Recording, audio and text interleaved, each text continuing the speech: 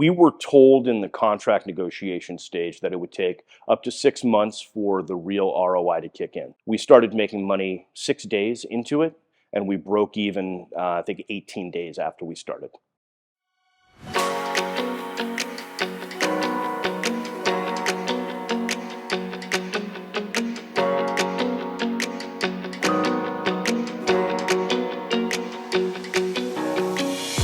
Created GoodNight Stay out of a necessity for my own portfolio. During 2007 and 2008, we had massive downturn. We had 90% fallout on those 100 homes that I owned, and there was a necessity to figure out a pivot on long-term rentals. Just decided to try it out, and we started seeing double the income from our short-term rentals over long-term rentals. It's caught on pretty heavily at this point, and everyone started doing it. So that's how GoodNight Stay was formed. It's gone really well for us over the last couple of years. We really were not mindful of the profitability. We wanted to get it right first. We wanted a foundation that was strong, and then once the foundation was strong, then we started putting a tremendous amount of properties on the platform. Make sure that the property is, designed correctly, outfitted with the correct number of beds, it has the right amenities, and then GoodNight takes over from there and can operate it in a great fashion. You need the right people, the right platforms, the right technology, and then you can go, sky's the limit from there. We want the guest to come in with less questions,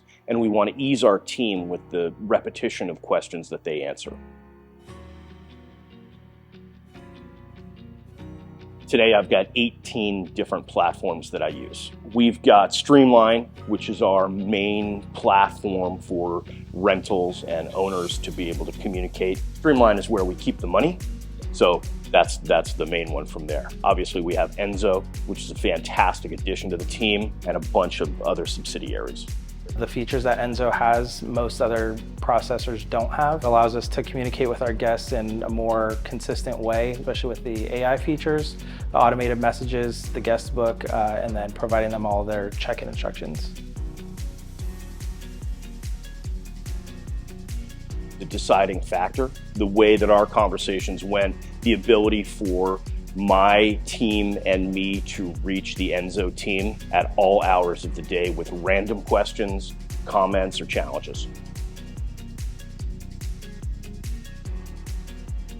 We were told in the contract negotiation stage that it would take up to 6 months for the real ROI to kick in. We started making money 6 days into it, and we broke even, I think, 18 days after we started. Success, you can always relate it to profitability, right? But I think success is also getting a certain amount of percentage of these guests back into the homes. The Airbnbs and VRBOs of the world are strong, right? So if we can get those guests to come back to the GoodNight Stay platform, that's a huge success in my mind. There's a lot of reasons why Enso has attributed to some success on getting those guests back into the home. The average revenue per listing that Enso Connect has created is about $40 based off of all the upsells that we provide and the guests selecting them, being that they're at dynamic rates based off of what they initially paid, allows us to get to that number. The promise was medium, and the achievement so far has been outstanding.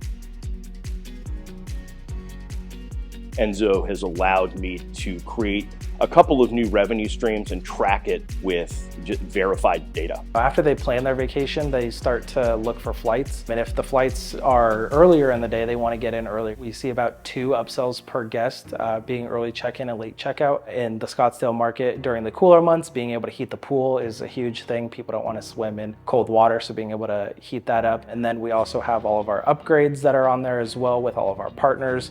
They can really create an experience for themselves, and we're giving them the tools to do that. The damage waiver is big because it allows us to protect ourselves, and that has just overlapping positives everywhere. It also allows us a mechanism to track early check-ins and late checkouts to see who's actually being honest about it. Every single thing that we can do in order to monetize every guest that comes through the door is important to me. So we were pretty good at doing that, just manually, let's say. We were building folios in Streamline and basically just charging people for things that they wanted. I think Enso really helped on the automation of that whole thing. Just the damage waiver piece of it has made us a tremendous amount of dollars every month. I think that's just one small little sliver of what we can get into with Enso, and I think the next iteration is to figure out what else can we charge for. I look at the dashboard, it's the second screen I look at. when I turn on my computer in the morning, and it's the last one I look at when I turn it off. It has been a wonderful tool to help me keep track of what's going on revenue-wise. The auto responses, not having to look for something, being able to see it right there in our faces, and again, the response times, that's one of our bigger things. We want to make sure we're communicating with the guests in a timely manner. Guests get upset very easily, so we want to make sure we eliminate the possibility for it.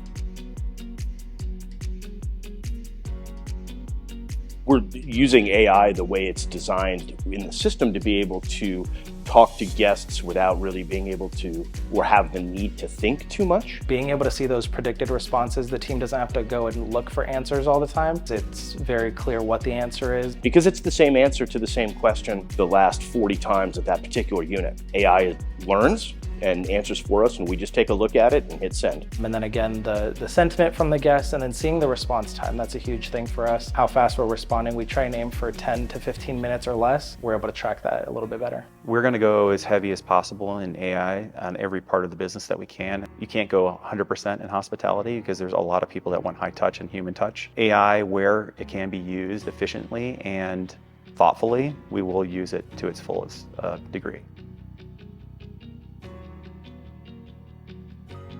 As we onboard staff, Enso is probably the easiest platform that we use. They need to spend roughly 2-3 days in the system to be able to understand its capabilities. For somebody who's using it as a basic user, it's quite easy responding to messages, finding information in Enso on the property.